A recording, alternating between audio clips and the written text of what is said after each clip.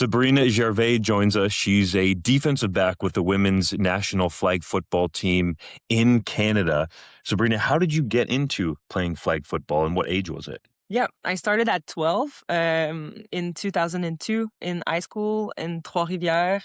At Collège Marie de l'Incarnation, I played like my 5 years of high school. And then after that, I also played other sports. I played basketball, I played rugby.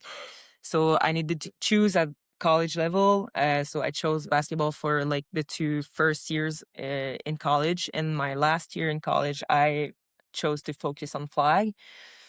After college, there was no possibility for me at university because there was no league at the time. So I needed to find a senior team.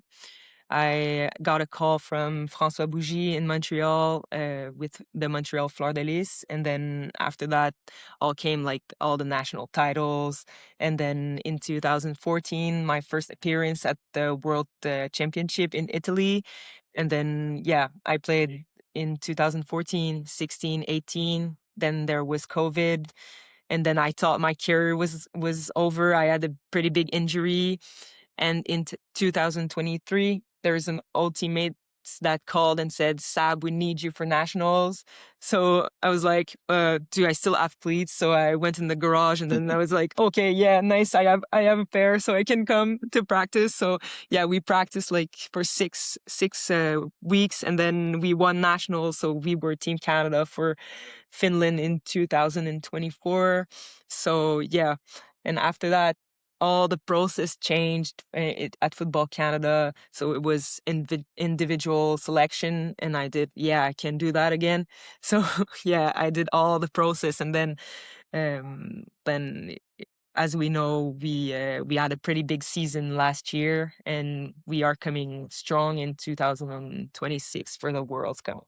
What was the injury that you sustained? It was a big ankle injury with I had a couple of surgeries and yeah, it was pretty bad. And then I was like, oh, maybe my career is done. And then I did rehab, like, and yeah, Was it broken or ligaments or what it was it was exactly? there was dislocation and yeah, broken too. Yeah, Did you suffer that playing flag football? yes.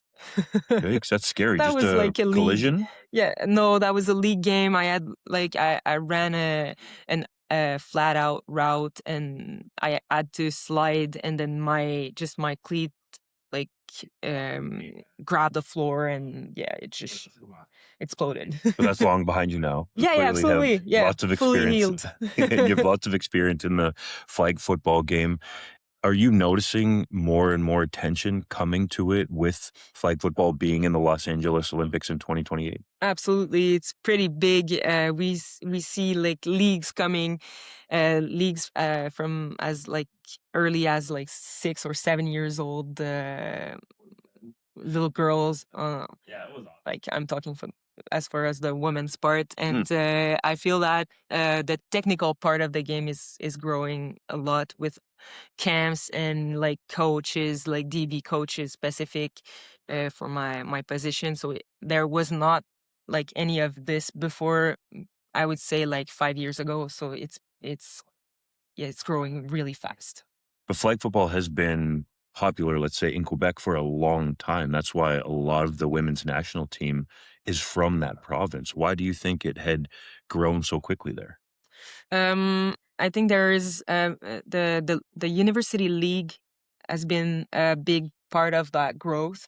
It's been 5 years now that there is a few universities that are offering flag football as a club like league. Mhm. So yeah, I think that helped pretty much to grow the sport in Quebec. It seems like there's a lot of hype about your quarterback on the women's national flag football team, Sarah Parker. Caroline was talking about her, and it sounds like you have a great rapport with Sarah. Even though you're a defensive back, you have played receiver, which could bode well for you to make the Olympic team when it goes from 12 players on the roster to 10. Absolutely. Sarah Parker has a phenomenal work ethic. She's doing all the extra reps and extra like all of her preparation is focused on being the best athlete she can be. And I'm I'm really impressed by her, like, her commitment to the game, but her evolution over the years. I've seen her, like, she was a kid, and then now she's a grown woman, and she's like the face of flag football in Canada. She is the absolute best. Caroline said that she feels like Sarah's a cut above the rest in Canada at the quarterback position for the flag game. Would you agree? Absolutely. Why is that? Because she does it all. Yeah. She's also involved in the community. She loves to see, like, the people around her grow, and she's making them be better. And what about you in your own game? What are the skill sets that allow you to be able to play on the women's national team and thrive at your position? I believe that my experience is pretty important. And on defense, I think it's more important than in offense, like the IQ of a game, l- to anticipate, to know the tendencies and everything. I think that is a big strength that I have, to understand that, and also I work a lot to keep my body still on top uh, of the game. I do everything I need. How difficult is it to play defense in the game of flag football? Because from what I've heard, there's no contact. If you touch a receiver, essentially, that could be a penalty. Yeah, what I say is the only thing we have, like, in our favor on defense in flag is the offensive charge on the offensive side of the ball. So it's the only thing that advantages the defense. For everything else, and I believe that maybe the I don't know if I can go that way, but maybe they could tolerate, like, a little bit more contact, because I think it slows down the game, like, to always the flag when I believe that the DB was playing the ball and there is a bit of a contact, and yeah. It seems like it would be natural for there to be some contact there. Yeah. And you cannot, like, adjust your calls on if the girl is like 30 pounds lighter than you are. So, like, you're touching a bit, and then you wanna have position, and then you wanna go for the ball, but like, she's just not as strong as I am, so maybe she'll fall, and then if she falls, there is automatically a flag. So maybe they could review When you that. say the one advantage that defense has is the offensive Yeah, charge, what exactly yeah. is that for people trying to understand flag football? Sure. When you catch the ball on offense, you have like one or two steps that you can, like, move and then see and you got to turn upfield. So you have those steps, and then after that, if you see the DB, and the DB is like pretty much like in basketball, when there's someone coming in to for a layup or something, and the defender is there, and her feet is like Set. are set, and then she goes down. That is called like an offensive charge in basketball. So there is pretty much the same thing in flag. You cannot go, like, into the DB And what's the when penalty for that? the penalty is, oh yeah, it's big. It's loss of down, and then I think it's like 5 or maybe 10. I don't That know. is a big penalty. Yeah, yeah, Anytime yeah. you lose it down plus Yeah, some yardage. loss of down is big in, like, 4 downs and 20. Yeah. In terms of how the competition stacks up at the World Championships in Germany in August, who are your main competitors? Of course, there is Mexico and the US. Yeah. And why are those teams, and it seems like Canada as well, the three countries, a cut above in the world right now?